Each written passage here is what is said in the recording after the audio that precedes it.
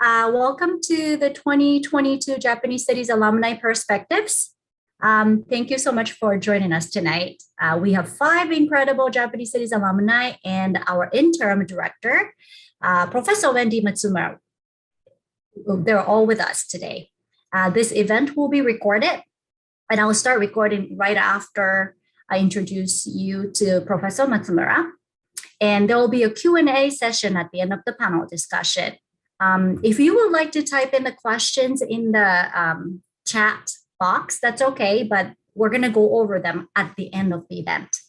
So if you have any questions, please wait until the end, and then you'll have your chance to ask questions to the teachers or the alumni. All right. Okay, Professor Matsumura, please begin.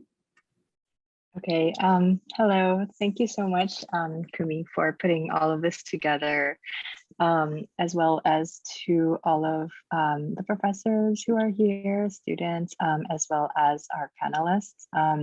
Especially wanted to give thanks to Professor Miao, who has moved on, I think, from this current position to direct film studies, I believe. But really, really grateful for your leadership. And I'm just here for like 3 months to kind of hold things together until you have a new director. So very happy to be here. So I think what's happening is that we have a set of questions that we wanted to ask all of our alumni. And I think what I'm going to do is I'm going to put the question in the chat so everybody can see the question. And then I'm going to propose just kind of in order so that everybody can take turns answering the questions. So I'm going to put the first question here in the chat. And I was wondering if it would be okay for us to go in the following order. So we'll change it around, but Derek, and then Dylan, and then Eric, Megan, then Stephanie for this first question. It's kind of a self-introduction. So you can unmute yourself and go ahead and introduce yourselves. So starting with me. So hello everyone, I am Derek. So graduation year, I graduated last winter, so winter 2021. I was a Japanese studies minor. My major is computer science. I also hold an additional minor in mathematics. And as for current position, I am a software engineer at Google.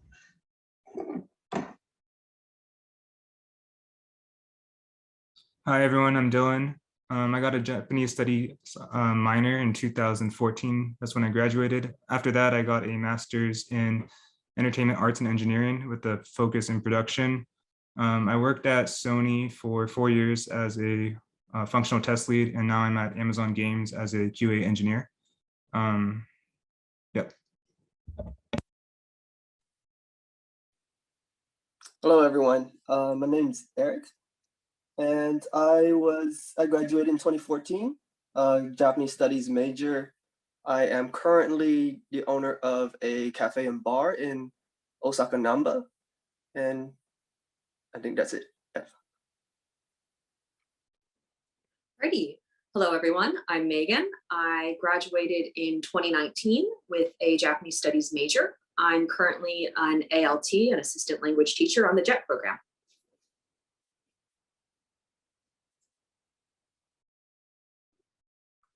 Hi, everyone. I'm Stephanie. I graduated 11 years ago in 2011. I'm the oldest one here, which is fine. I was a Japanese studies major, and I double majored with a BS in psychology as well. After that, I was on the JET program for 3 years in Gunma-ken in the middle of Japan. It was very countryside. Ask me any questions about JET. And then I wasn't sure what to do with my life, so I got a master's in science of modern Japanese studies at Oxford in the UK. And then I came back here, still didn't know what I wanted to do, but I knew it was in academia. So I got a job at a company called Media Do International, which is the American branch of a Japanese company. We're wholly owned by them. I'm currently the marketing and operation assistant manager, and we are going to talk this year about what new things I can do. We're thinking of expanding into podcasts and new marketing things. So my job will be changing potentially very soon. Thank you so much. I mean, it sounds like there's so many, like our panelists, such a wide range of kind of experiences. And I think there will be a lot of questions at the end. Before we sort of get to that, I wanted to pose another question, which is just a question of kind of your origin story. So why did you choose to major or minor in Japanese studies at UCSD? And I'm going to put that in the chat. And then also maybe we can sort of go the same order, but start this time with Dylan. Okay.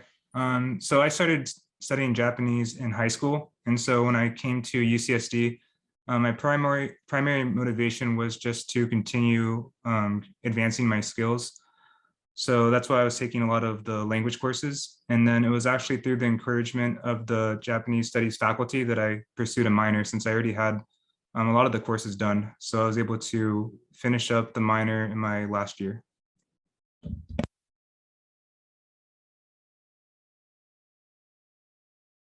Sorry, cut off. Is it me? All right. So I joined the Japanese studies major when. Okay, sorry. It's so early in the morning. I can't get my head around all these things. So I got into UCSD undecided, and during orientation, when I had to decide the major, I wasn't sure what to choose. But at that time, I was very much into, of course, anime, manga, video games. So I just chose that because I didn't really want to choose something that was into a career. I wanted something that was enjoyable for the next 4 years. So that was basically my main motivation, is just to learn something that would be enjoyable for the next 4 years, knowing that everyone else was telling me, oh, you're probably not going to use your major when you graduate, or you're really not going to have a lot of fun doing these certain majors. So I just chose whatever I believe was most enjoyable for me. I'd like to say, I think you're using it though.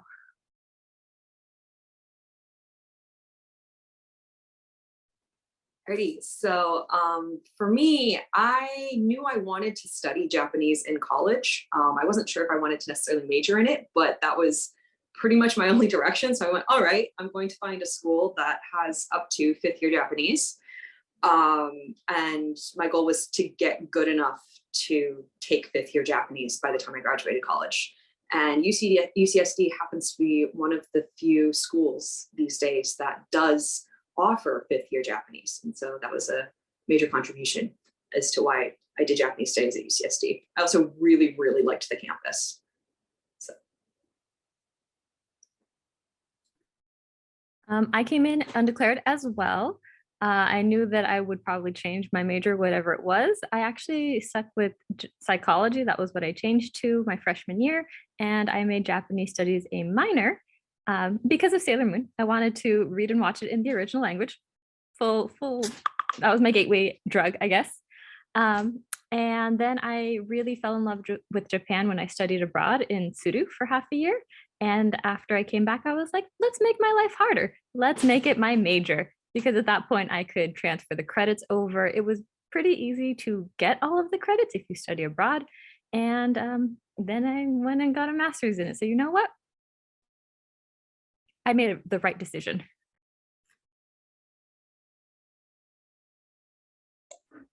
For me, I also began studying Japanese in high school. And then when I entered college, I just continued studying Japanese without any inherent goal. I just kept taking language courses until I had no more to take. And then I think this is by chance actually so I was told that the Japanese 135 series contributed towards the non-language requirement to the minor. So by the time I was at the 140 series, I was like one course away from finishing the minor. So I just took the minor right there and then.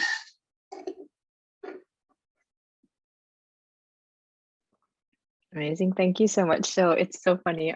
It seems like so is getting language, manga, anime, study abroad, kind of these things that makes me feel really guilty because, you know, I teach history and I'm like, oh no, like how can we sort of get a little bit of more of the interest in history there?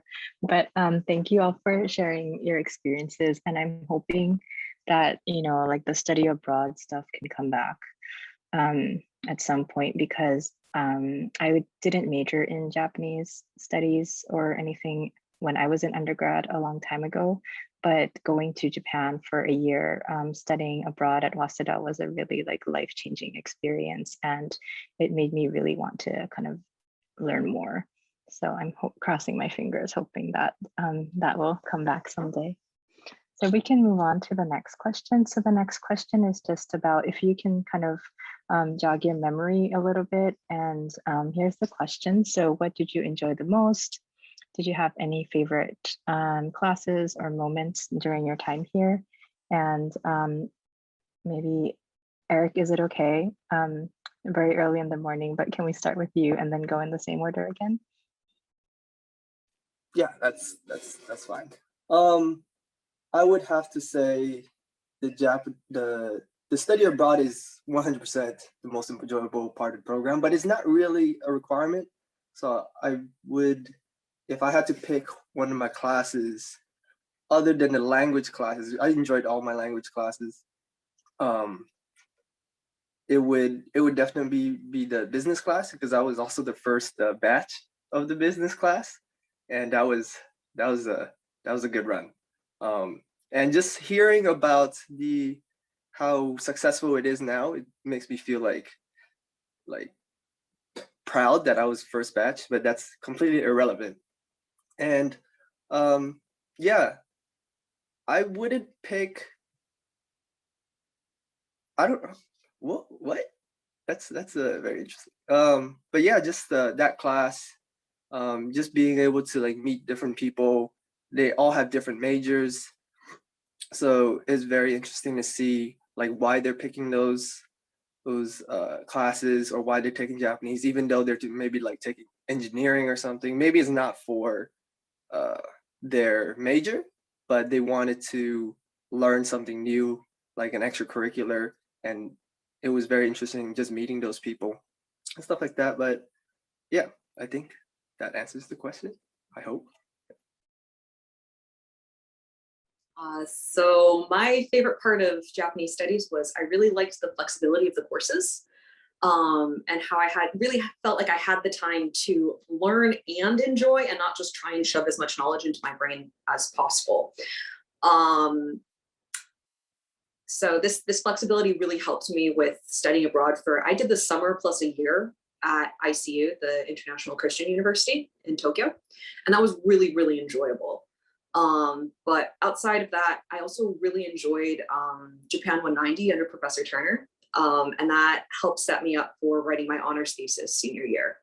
So that was a lot of fun. Also, the Japanese politics class, I don't remember who that was taught by at the time, but that was a really, really cool class.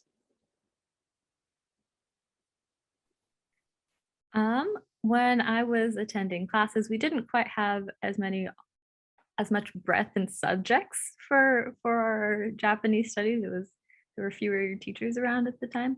But my favorite thing was actually the small class sizes, actually, and the faculty. All of my teachers were and continue to be amazing. I see some of them are still there. Hi, senseis. Thank you for coming. And thank you for being teachers. Really, you've impacted my life in a positive way, I would say. Studying abroad was probably my favorite thing, but since that's out of the question right now, I'm going to pretend I didn't say that.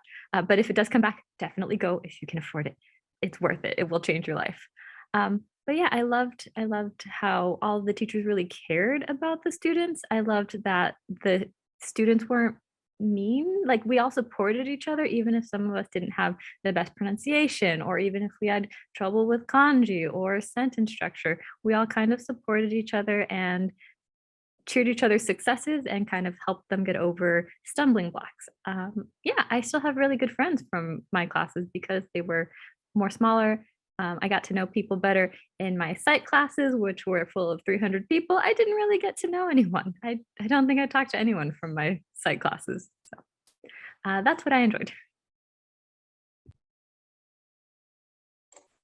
So I would have to agree with Stephanie for a lot of things that she said. That I'm from the CS department, and our classes are like 3,000 people. So I don't know anyone. I don't know the professors. But here is the opposite.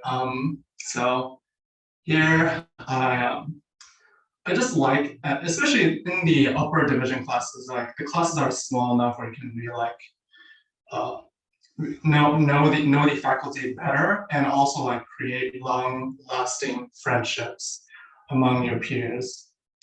That's what I really enjoy about the Japanese Studies program. And yes, so study abroad.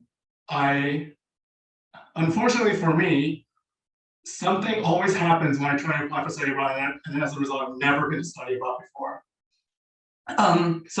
But favorite classes and moments, there's one there that I will always remember is when I took Japanese 135C with Takeda Sensei. There was a time when we were doing the projects, my laptop broke. So it's like I was supposed to do like external communications with like the other people in our project. I can't email them. So what I end up doing is writing out the letters of communication by hand and have Takeda Sensei like send it to the other person. It's actually I think Takeda Sensei have these letters like in a book. Check it out if you guys have the time. Everyone's pretty much touched on my favorite moments, but the Japanese Studies department feels a lot different than an engineering department. So I also, my major was in nanoengineering, and the treatment of students is just completely different. It's hard to believe that they're both at UCSD because the experience that I had in engineering and Japanese studies was night and day. But yeah, I really felt like the faculty took an interest in my academic and professional success. I think Professor Turner helped me apply and get into grad school. So I'm very thankful for that. And then I think Sato Sensei and Mochizuki Sensei helped me win a national scholarship for Japanese studies. So, I mean, that kind of stuff just wasn't going to happen for me in the engineering department when they have, 500 people and it's the only people who are already in the research labs who are getting those opportunities. So yeah, just the amount of, interest that the professors had in all of the students, because it is a smaller department, was really impactful for me. As far as favorite classes, they're all really great. I've taken pretty much all of the language series. Sociology 120T stood out to me, as well as the J-pop class. I don't know if that's still being taught, and the political science class as well is really interesting. Great, thank you so much. I actually did have one funny moment. So in a business meeting with Kojima Productions, when all of the American Sony people were meeting the Japanese staff, they got out the business cards, and fortunately I knew the correct procedure and tradition, like the proper procedure from Takeda Sensei's class, Japanese 135. So it's something that I didn't think about for, I don't know, 8 years or something, and then it just kicked in. So I was really thankful for that. Thanks so much for sharing. So we're a little bit ahead of schedule, actually. So I was wondering if Professor Turner or Professor Takeda or any other professors want to chime in, and if there's anything that you remember about this group of students or anything like that, please feel free to sort of add anything you want. I You can remember tell me if many you don't. things, but please, Dr. Tang, you start. I think this is a wonderful group of students, and I remember many of you. I think the thing I love about teaching in the Japanese Studies program, actually, it's the flip side of what you all experience, which is that we get to know the students, and also you can tell from what people have said so far, that people really come into the Japanese studies program from so many different interests and different disciplines. So I love the fact that in one classroom, you are able to hear students talk to each other across divisions and disciplines within the university. That is not so common when we're teaching within our own departments. So I think as a program, having students in one room talking about a certain subject, but they're coming in from engineering, natural science, humanities, social sciences, interests, I think it's just a very lively group of students. And I think the fact that you're all doing so well, it's very gratifying to see that. But I think you should also know that I think those of us who teach you thoroughly enjoy that experience. So yeah, that's what I was thinking as I was listening to people's thoughts here. I would like to add to all the students right now, get to know your teachers. They really can change your lives, not just, to help you get into grad school, which they can. They know what admins are looking for, admissions councils, but also because they're cool people outside of classroom too. Also, jumping off of that, I didn't take advantage as much of office hours as I really should have early on in my career at UCSD. So I spent a lot of time more in like end of second year, right before I went abroad, which was not great timing on my part, but whatever. And especially for like language classes and stuff like that, go to the teacher's office hours, because you can really get into some of the culture stuff that you just don't have time for in class.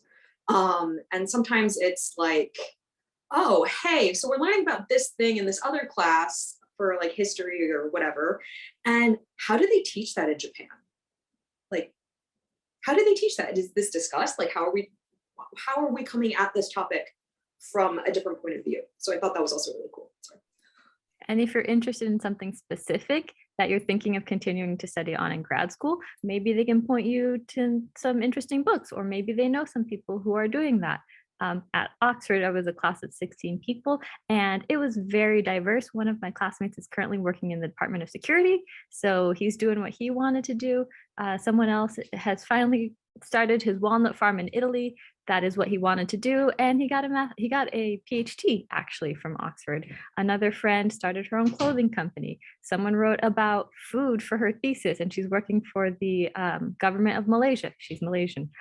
I wrote my thesis on shoujo manga and how gender changed and was represented. Like, teachers can guide you in places that maybe you're thinking of going, or maybe they can guide you to a new place. They're a great resource. I can't emphasize that enough. I was also a former teacher, only for English, but tooting my own horn there.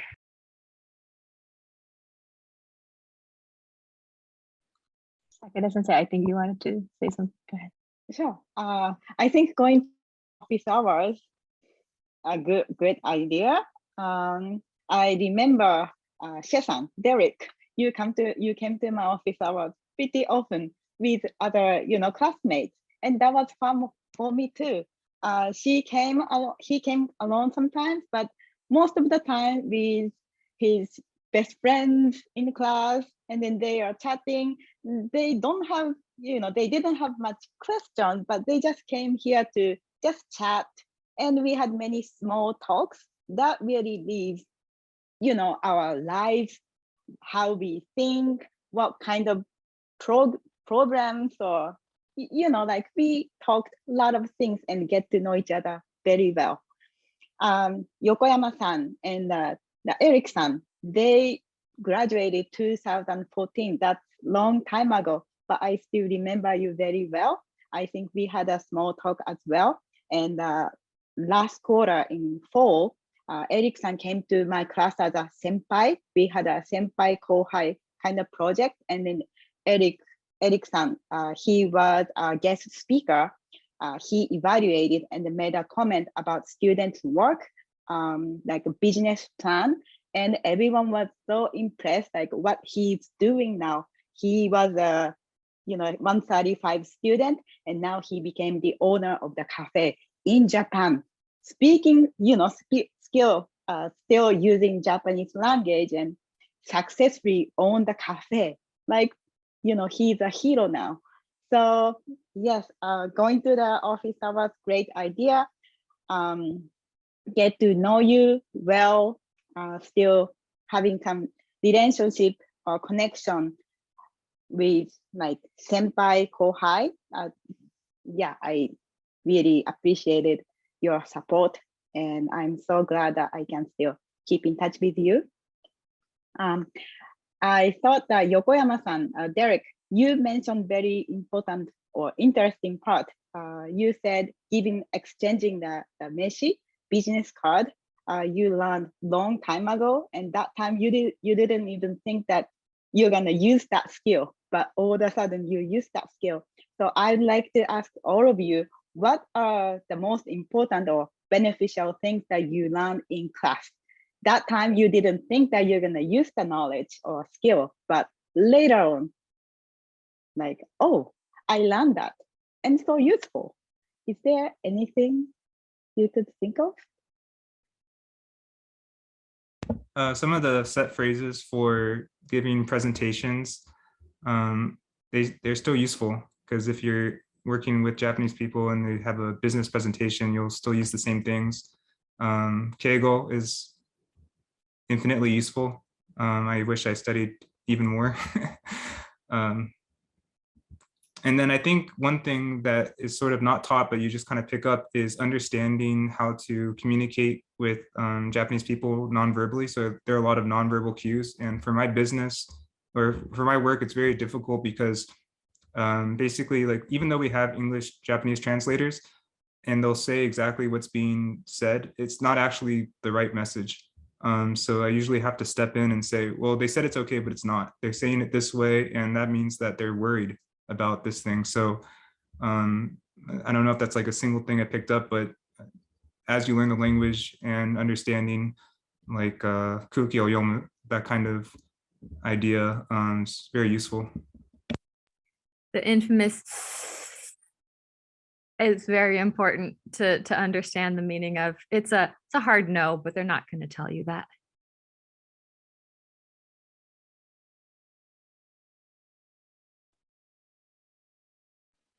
Does anybody Anything else want to share? Yeah. I'll also, sorry. No, you go first. I was just going to say, definitely Stephanie's, especially with the head turn, all of that. Yeah, see that a lot. Especially as a foreigner when you're doing something wrong. Yes, You stop, definitely. you evaluate, you ask for help. Yep. This is maybe very specific to me, but I tried to emulate the Japanese teachers I had when I was teaching English in Japan. I tried to be as attentive to my students, tried to be patient, because it was going the other way around. Instead of me teaching Japanese, I was teaching English to Japanese speakers, and they were the best language teachers that I had. So I tried to, it's nothing like, not one thing specific that I can think of. It's a bunch of, it's the mannerisms, it's the patience, it's the care. Did I succeed? I don't know. But I hope so. Some of my students went and studied abroad. I know for sure I follow them on Instagram. One went and got an engineering degree in Texas. So, I like to think that somehow I impacted their lives at least a little bit positively.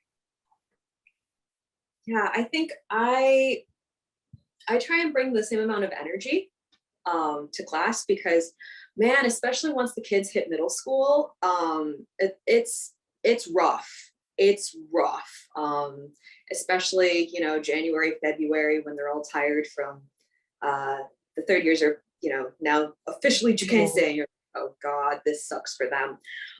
So they don't, yeah, they're sleeping. They're super focused on this one test that they need to take for their, high school of choice. Their lives for the rest of them. Exactly. So I try and both be very understanding that, look, I know you're tired. You have way more homework than I ever remember having. But we're going to try and make this as fun as possible so that you stay awake and you actually remember what happens in class. Because unfortunately, you do have to be conscious in class to remember what happens. Unfortunately. But yeah, that's I think my biggest takeaway that I try and apply, at least so far. I got something to add.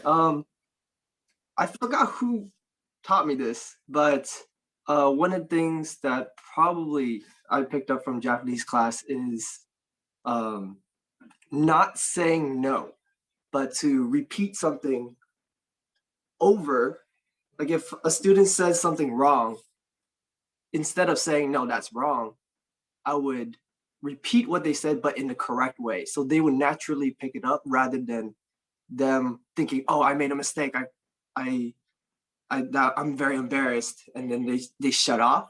So I think that I still tell this to a lot of other people who just come onto JET. I still meet like new JETs and stuff and new Eikaiwa people. But yeah, that's probably one thing that I tell a lot of people, like almost every week when I meet new people at the store. But also, I think because most of our participants are students, they don't really understand that once you start teaching English here, it's a whole new can of worms. And let's not go into that rabbit hole because that's it's a never-ending conundrum.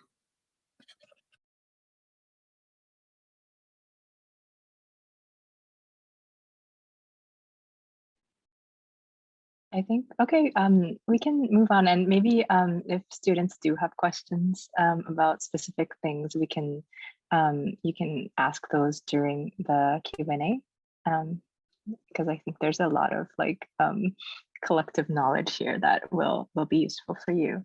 So we do have like a couple more questions, and one of the questions I'm going to put here. So some of your biggest challenges and how you overcame them. I'm assuming that this can be either at UCSD or professionally right now. And so you can take your pick there. And I think we're back actually to the original order, speaking order, which starts with Derek. So do you want to take this one on? So I think professionally speaking, and I guess this is a challenge for life, is that like I might be the only panelist on here who has never set foot to Japan before.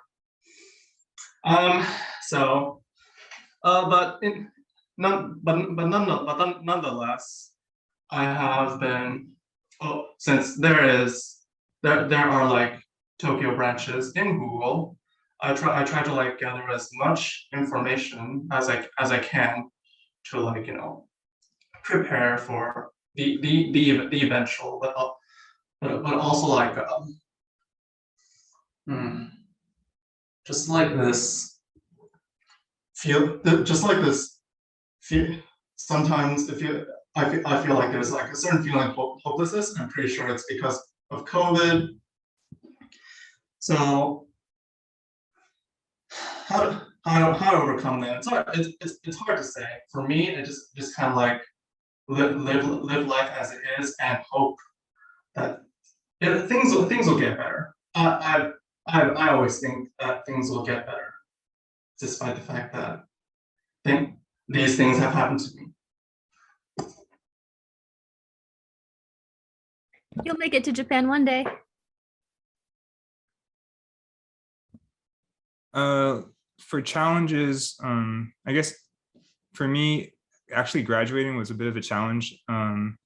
So I was sort of in a major that I wasn't happy with toward the end of my school career. And so finding the motivation just to graduate the last year was pretty tough.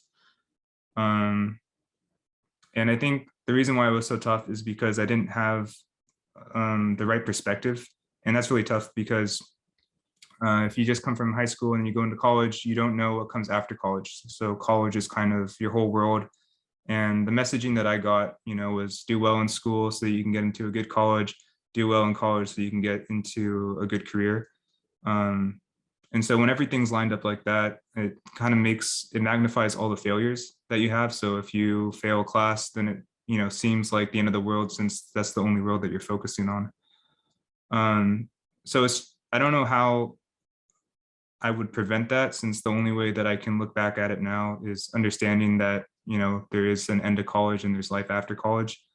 But I guess the advice that I would give myself if I were to go through it again is just not to make a big deal out of everything. So, setbacks happen, and just figuring out a way to, take the next step is really important.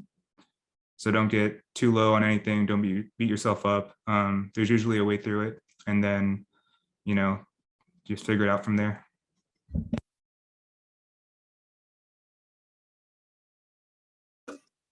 Okay. I guess I'll talk about the store aspect of mine.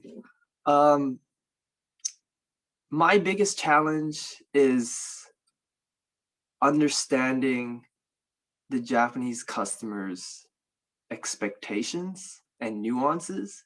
While I do know nuances because I've been here for a while, I can pick those up, but expectations are something that's very, very difficult to curb or to understand. It's like I have a cafe here, I have a cafe and bar here, and most of my customers, 90% of my customers are foreigners. Whether they're from America, whether they're from Australia, whether they're from Canada, I have Singapore, Malaysia, Indonesia, but 90% of them are not Japanese. And that's really is my biggest challenge, is how do I understand them more so I can get more of those customers? Because everybody tells me, the Japanese people who do come as a customer would say, oh, this place is really cool. I love this place. I'm going to come again. And many of them do. But the people who aren't very much like internationally aware, those are the people who have very much different expectations of what a cafe is, what a coffee shop is, what a bar is. And the moment they step into my place, even before that, they have no idea what to expect. And because of that, they don't come in, which is why I don't have very much Japanese customers. And so if I have to say, how do I overcome them, is I really personally cannot. I feel I need to have a bridge, a connection with someone who can understand that their expectations and can start to bring in people like that. And also like just word of mouth from like my current customers is really the best way. But yeah, I guess that's the answer to my challenge. Alrighty. I think my biggest challenge has to some degree also been managing expectations, but both expectations of the JTEs who I co-teach or assist in teaching English, Japanese teaching English, as well as my expectations, both of them, and then as things have progressed, of my position in a sense.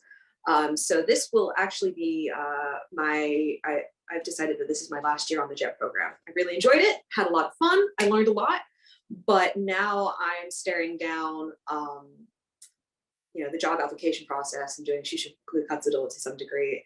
And so it's managing my expectations of that into the future as well. And trying to figure out, what do I want? And going back to the initial point of, expectations of the JTEs and me, the major way to overcome that has really been just saying, hey, I know you're busy. Do we have 5-10 minutes where we can just sit down at some point? I will come in early. I could try and stay late. Like, when's good for you? Because you have the most responsibilities, not me. But I need time to sit down and talk with you because, I don't feel comfortable, for example, showing up to class and then having you tell me, and Megan Sensei is teaching the class today. because Megan Sensei has not been with this class for 2 weeks and has no idea where they are in the textbook. So to expect me to go, oh yeah, okay, sure, this is what we're doing, here's the activity, I'm purely just not prepared. So being able to establish that communication, the rapport, and making sure that you can stick with the timing and, you know, nobody forgets, be it you or the JTE, because again, they are super busy. And managing those expectations has, on both ends, has really been, I think, the biggest obstacle I've come across.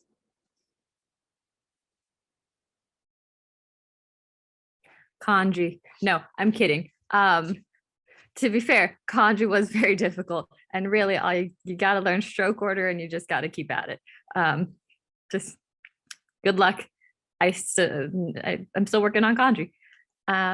If we're talking non-language wise, my whole life has kind of accidentally ended up here. I was originally intending to get a master's in psychology right after UCSD. I was in a joint honors and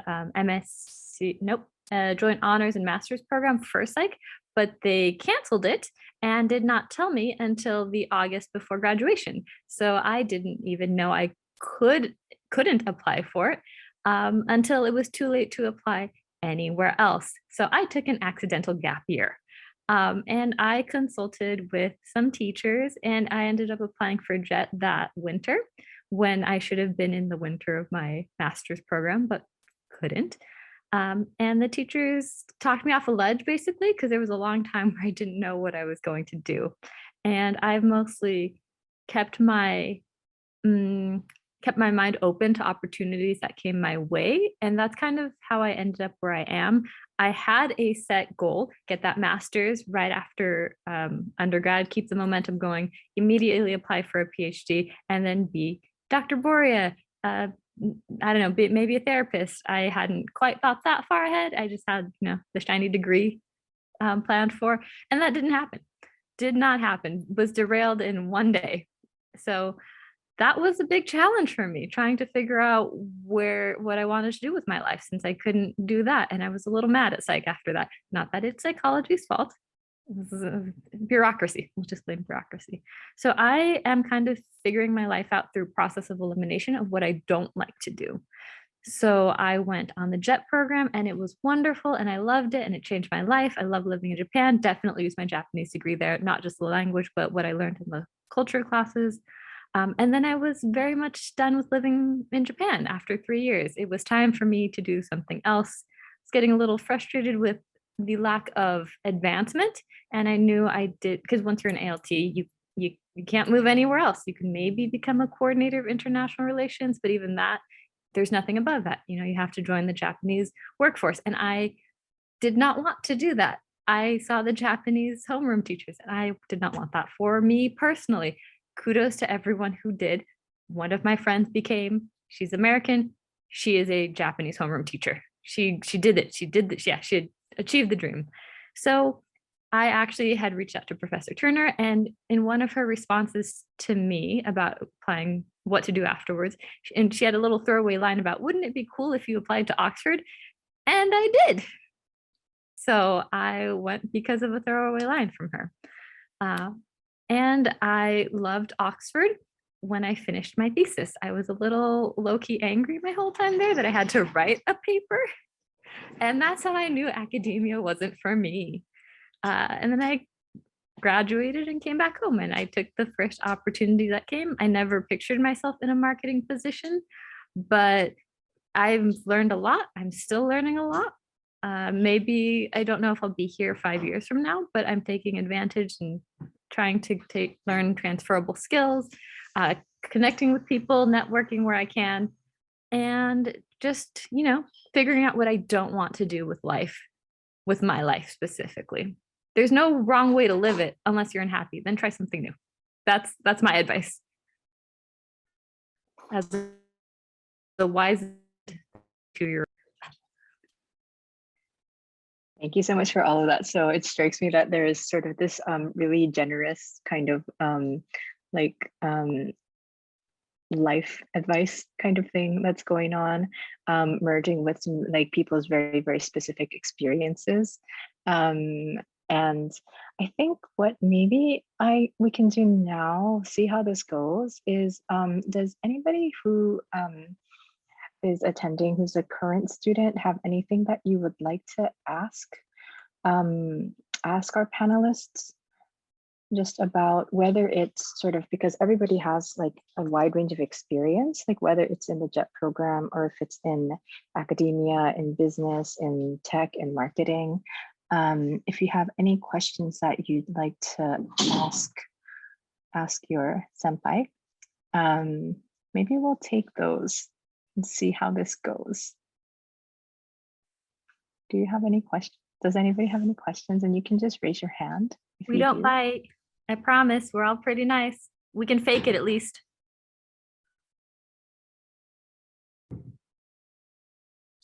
I also foster cats if anyone wants to see. Okay, Amanda has a question. Go ahead. I have a question for those who are in JET or have been in JET for ALT. What's it like to, because it's your assistant teacher, what's it like to work with the teacher that you're assigned to? Megan, you go first. You're currently teaching. All right, so I teach a little bit of background. I'm in Yamaguchi Prefecture, which is like the southern tip of Honshu, right? And I'm in Hofu City. We are officially a city. We're not particularly big, but we are growing, which is really cool.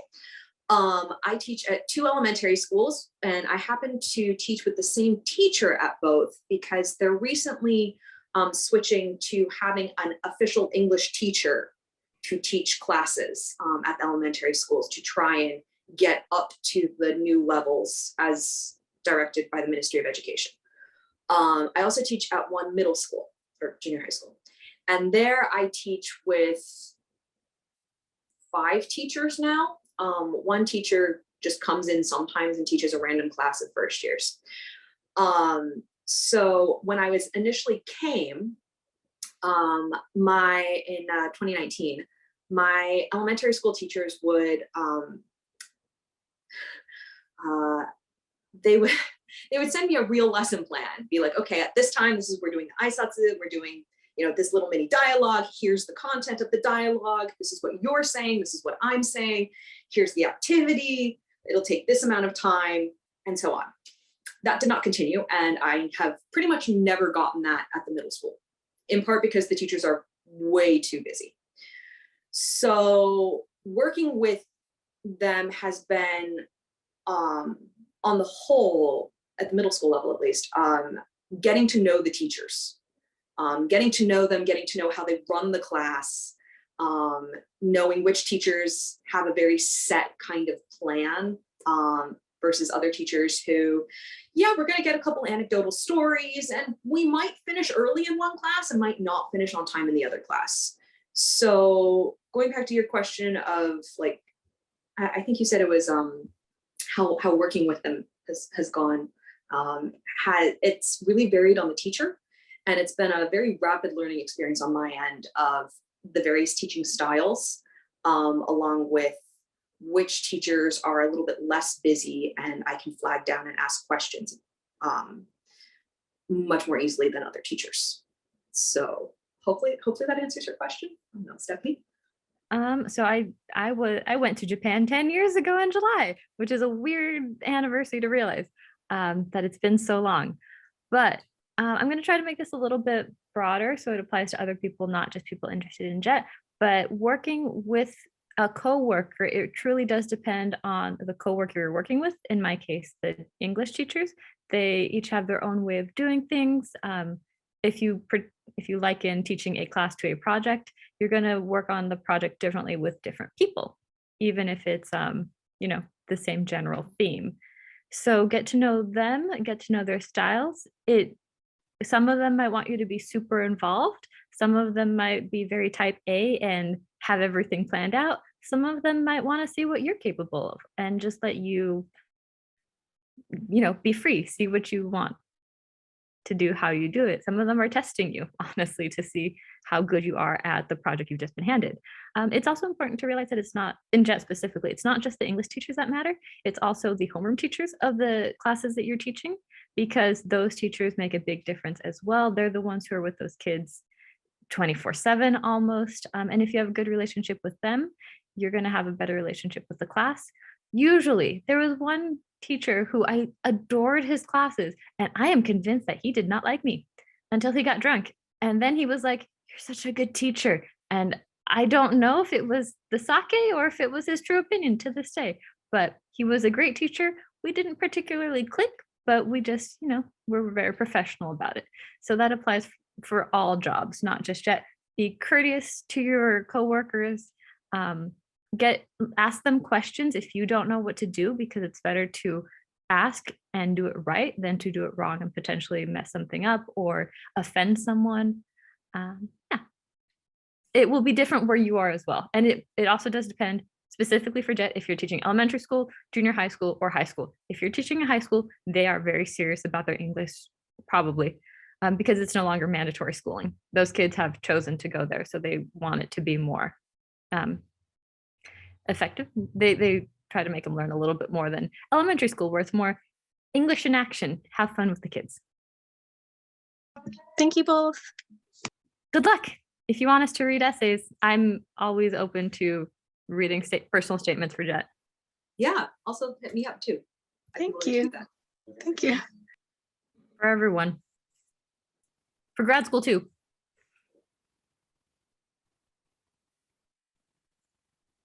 Are there any other questions from students?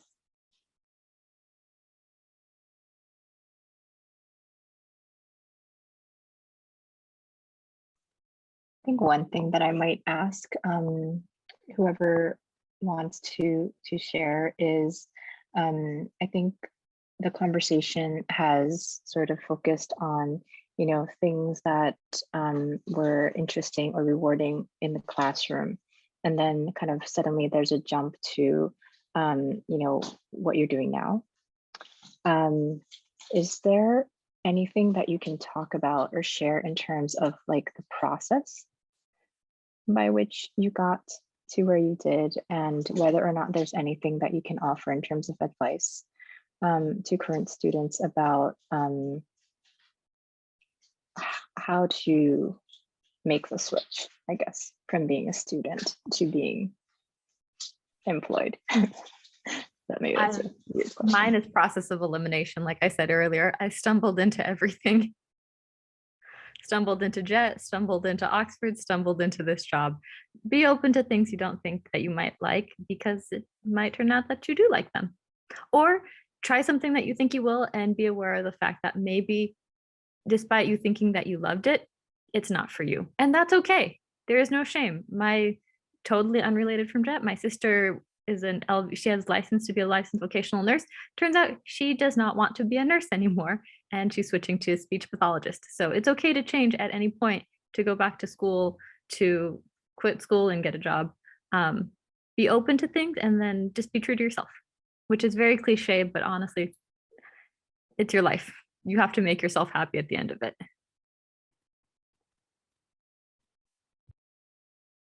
Go ahead. Sorry. No, go ahead. Oh, okay. For me, I think the key difference for, applying to get into a school or a program versus getting a job is that these programs are accepting a certain number of people. So they're looking for the most qualified applicants. That's like grades and extracurriculars and letters of reference.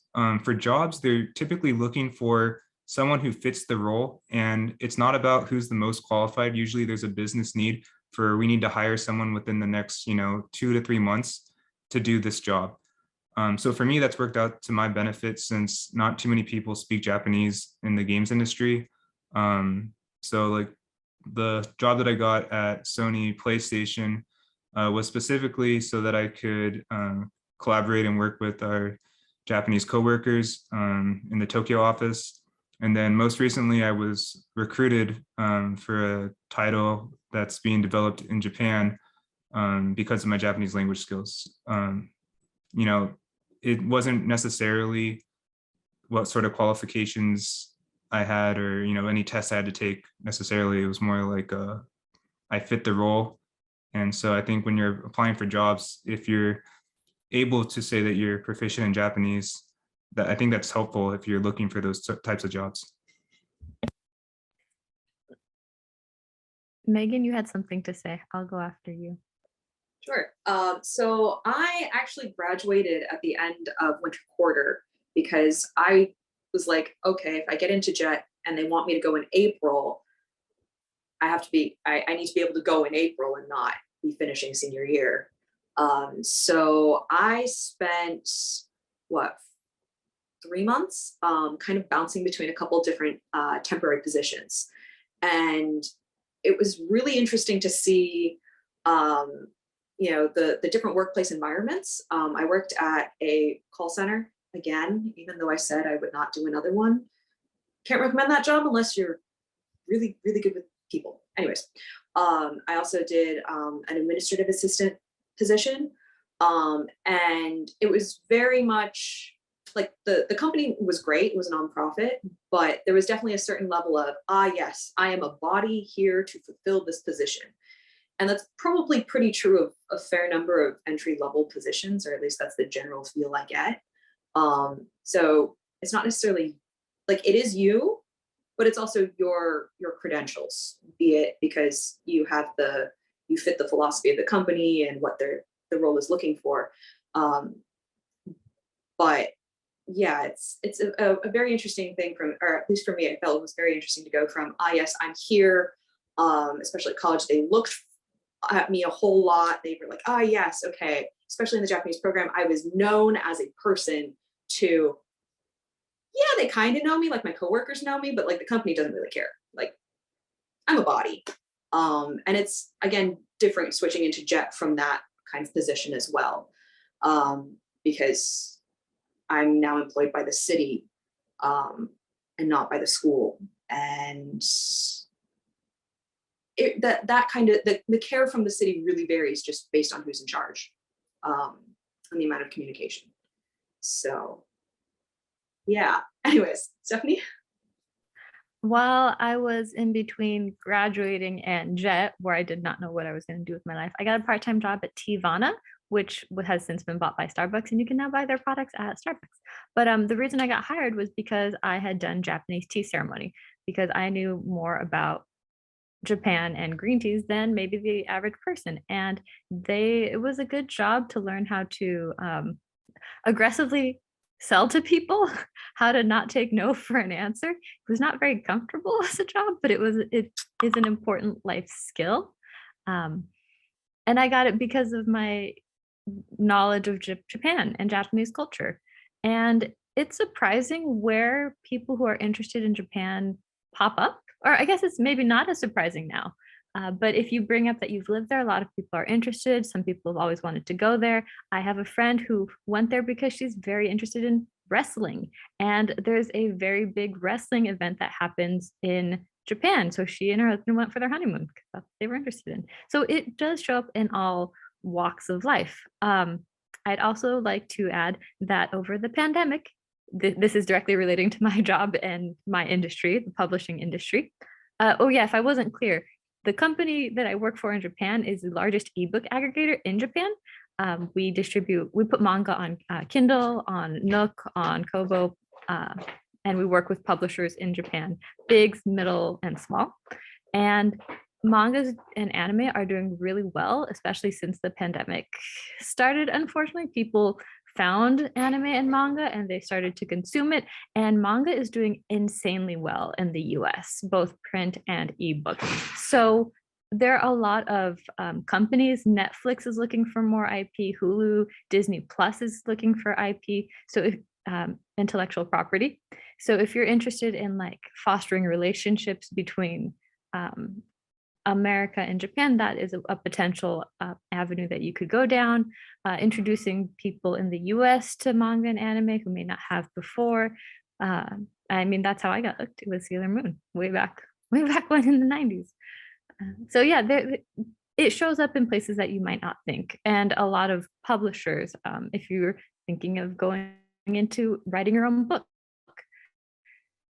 It doesn't hurt to, learn about the industry that you're interested in and find out how does Japan relate to it. One of my friends at Oxford, he's from South Africa, so he was studying how Japanese companies had an impact on Southern Africa, not just South Africa, but the 4 countries that comprise it. And he was like looking at car companies. So it shows up in different ways. If you're interested in something outside of Japan, see if you can connect the two, and maybe there's a place for you there at that intersection. All right. I'm gonna follow up on what Dylan said, but when he said timing is very important, it is very, very much important. Or to, especially like times like these, a lot of my customers are eikaiwa teachers, and some eikaiwas are opening new schools, and they're doing like bulk hires and stuff. But then if it was like a normal year, you wouldn't be able to get in as easy as you would now. And I guess I can talk a little bit about my path unto where I am right now. But graduated 14. I taught on the JET program in Kobe for 3 years. I went back to America for 2 years, and I was a sales manager at a tsukemono company called Nitakaya in Montebello. And that was because I was able to speak Japanese, and I was also the youngest. So I was able to I was basically kind of number 2. They didn't really like to say it, and they did not give me enough compensation for that, the amount of work that I did. But through that, I met a lot of like Japanese distributors like JFC, Mutual Trading. I went through like Mitsuwa, Marukai, and Nijiya, all of like the Japanese supermarkets, distributors that you probably all know. So I got to very much meet most of them. From there, I came back. My mother-in-law got sick, so I came back to Japan.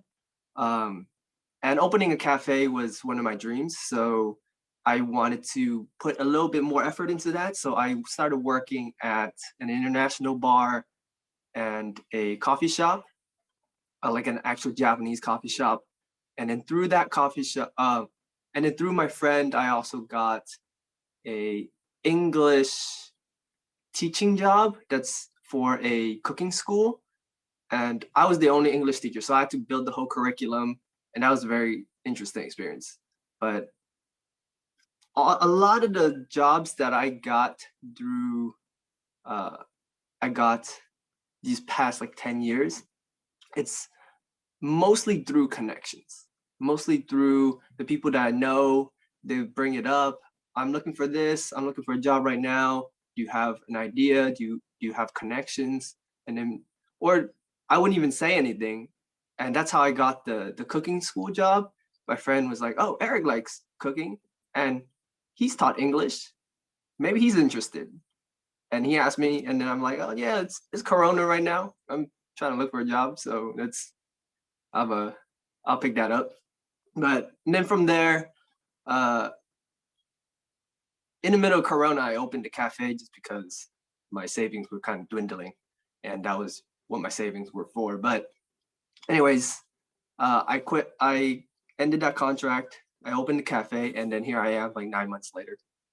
But through my experience, just working in the cafe, just meeting a lot more people like of different countries, not only English teachers, but like foreigners that are living in Japan and also in the IT companies or like the game industry, doing like 3D modeling. Some of them are doing like starting their own brand, like sweets, like vegan sweets, or just American cookies and like muffins. It is very much connections, and the people that you meet is going to help you the most professionally and even just personally. And I can't stress that enough.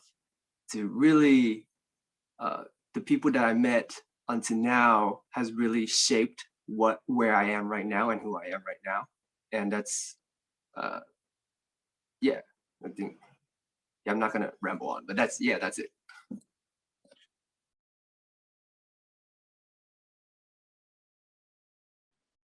Great. I think Derek hasn't spoken on this question yet. Do you have anything you want to say on this one? You don't have to.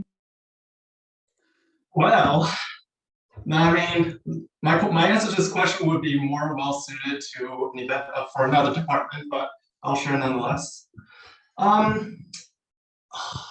Well, my path to where I am now, I would say, is all attributed to chance. And this is, I guess, this if there's any like freshmen who are taking Japanese who are also like into tech, there.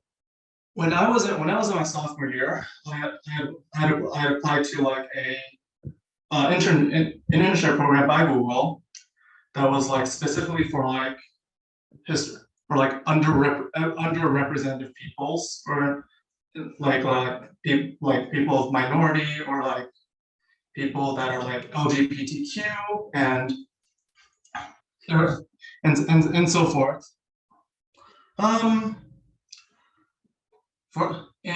want to say just from that one internship alone, I wrote out like two more years of internships and got to where I am today. I did attempt to try to look for opportunities in Japan, but it never worked out. So here I am, like always playing safe. But maybe someday I can like finally get to reach out again. But right now, stability over everything else.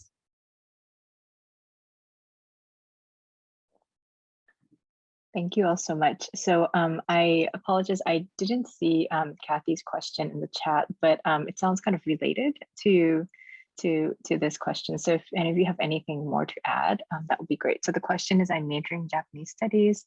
It seems the best job I could do after graduation is being a teacher, but I'm very bad at talking with people. Can anyone give me some advice about what other kinds of jobs I may think of for the future? And what I'm hearing from all of you is actually that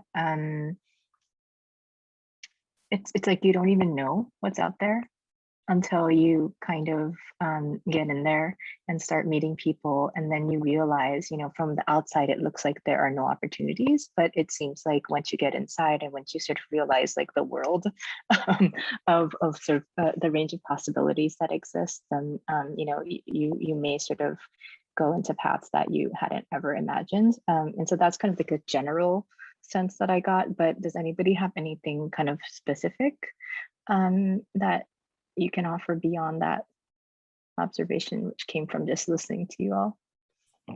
I mean, there's always translator or interpreter. That's always an option. I can add to that. I can see how that seems like it, because a majority of the people that are working in Japan are English teachers, and so they do have the biggest voice. But there are very much people who are working in IT, like I said, game industry, art. Very much they've started working as an English teacher, and from there they build on what they already had, and they build on their interests. I know I mentioned the vegan sweets, and she was on the JET program in like Wakayama, but she is also vegan, and then she understood that there was no supply of vegan sweets in the market, and she also wanted to make some for herself. And as she was making some for herself, she also had a community of vegan friends, and as she was making them, she got orders for them, and they just got bigger and bigger. And now in March, she's opening a store like 2-3 blocks away from me. And so there, it really is. There are, if you don't, how do I explain it? English teaching might just be the chance for you to go to Japan to see what other things you can do. If you have no aspirations like currently, and teaching English in Japan is the easiest path to go towards to see what you might want to do in the future, I recommend and also don't recommend that, because it's a really big can of worms sometimes. But it is a very great opportunity just to understand where you're at in life and how you can kind of like look in and also look out at the same time, just meeting a lot of different people, and you will have a lot more different influences. Not just, I know I personally do not like to talk to people, and I work at a cafe by myself, and my store is very small, and everybody who walks in, the moment they walk in, they're already like 3 feet away from me. So I have to say something. It is very much, I have to get used to it. I really have to get out of my comfort zone and understand that these are the challenges that I have to face to just be a better me, just to develop myself and also like personally and professionally. So it really is not how you want to go on a professional path, but more of personally, how do you want to develop yourself and how do you see that going? And whether teaching English might not seem very very fun for you because you don't like to talk to people, but that might just be the catalyst for you to really like just push yourself and really develop yourself like personally. So, yeah. I can jump in here. So I don't know where this misconception comes from, because I actually heard it too. So when people were asking me, why are you studying Japanese? Like, are you gonna become an English teacher in Japan? Yeah, people just kept asking me that. But I think maybe if you're trying to get a job in Japan, it's hard to do so. But if you're trying to look for a job in the US or elsewhere, since Japan has the 3rd largest world economy, I think it's pretty easy to find some area of business that is working with Japan. Is either semiconductors are being built in Japan. IP, like what Stephanie talked about, manga and anime is huge right now, and also Japanese video games has been a staple for quite a while. There's just a lot of different areas that you can work in that you wouldn't think are possible. And then the other thing about being qualified to, what's the best job you can get, it's kind of, I don't know if people, talk about this enough, but what you learn in school, like the actual classes, don't really set you up well for work. Work is quite different. There's just so many differences. And so most of what you will be doing, you kind of just learn on the job, especially if you don't have any working experience. People aren't really going to expect that much. And there's basically zero carryover from my major to my job right now. So I think there's more opportunities, just look for them, maybe in untraditional paths, but I think they're there. I'd also like to point out that it depends on if you want to go live in Japan. And if that's what you're thinking of, if you're looking for a job in Japan, English teacher is a good way to get the visa to go over there and to stay the year. But if you're not thinking of living in Japan specifically, there's lots of opportunities in the US or other places as well, not necessarily just America, Canada. If you're thinking English speaking countries, South America is also getting interested in manga and anime too, and they're thinking of how to expand there. So if your Spanish is great, that's always an opportunity. Yeah. If you're worried about your English, it's okay. Your English is almost definitely better than the Japanese teachers in these small countrysides. Not necessarily, but probably.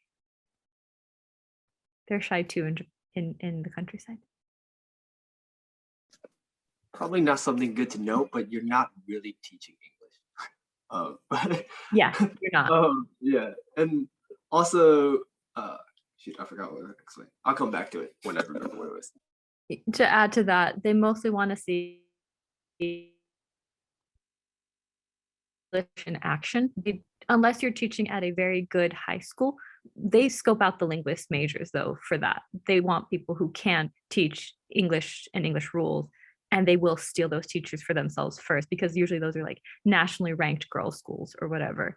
Otherwise, they just want to see English being used with the kids. I wouldn't worry too much about your pronunciation. My successor was from the Philippines, and she had a very heavy Filipino accent. So she was still loved, and she still taught English.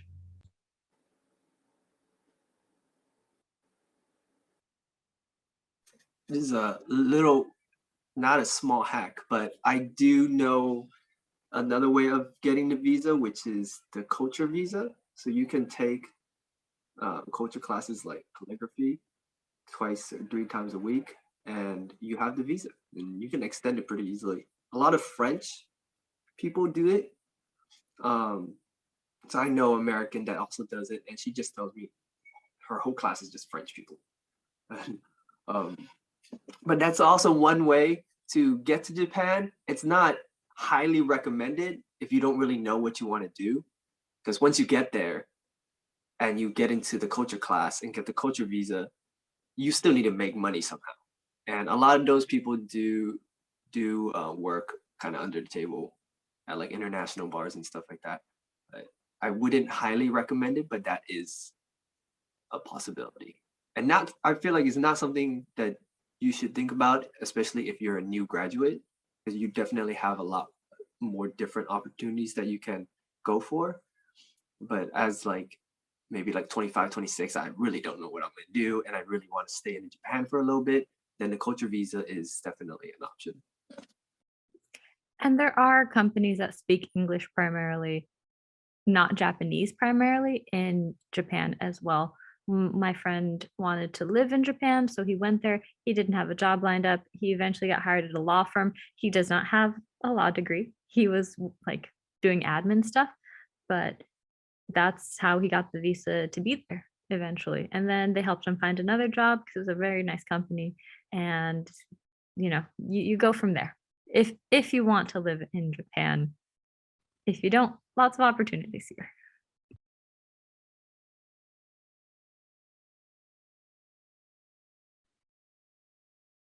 Thank you all so much for that. I guess one other thing I can add to this thing about the English, kind of like we're presuming a little bit like the US-Japan connection, right, as being sort of the primary connection. But I think that I just remember, my work is on Okinawa, but a lot of sort of the connections or the kinds of business sort of networks that people in Okinawa are looking for are not necessarily with the United States.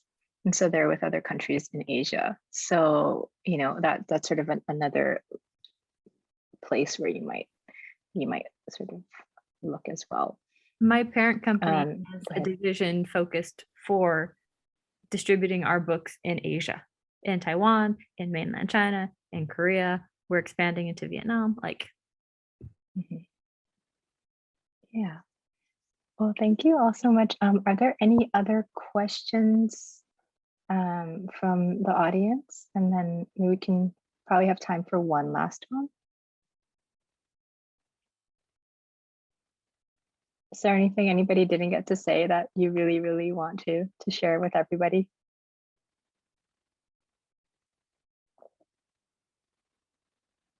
I hope everyone's having fun despite the pandemic.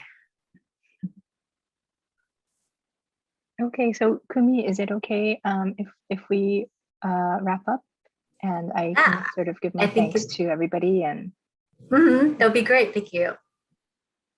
Okay, well, I mean, that's all I wanted to say was thank you so much for, all of the time that you sort of spent here with us, to the panelists for sharing all of your experiences, but like well beyond what you did in the major and minor or in the program. And then for everybody else who's who came on a Friday afternoon to sort of share the space. Thank you so much for that.